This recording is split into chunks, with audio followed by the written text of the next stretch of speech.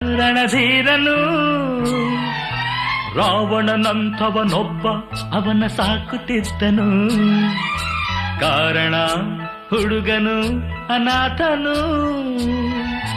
ಭೀಷ್ಮ ಅರ್ಜುನರೆಲ್ಲ ಹುಡುಗಿಯರ ಕದರಲ್ಲ.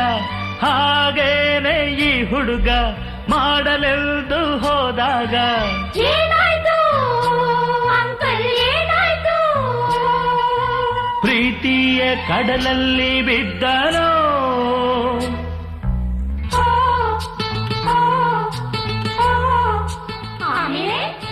ಲಾಲ ಲಾಲ ಕರನ ನಾನನ.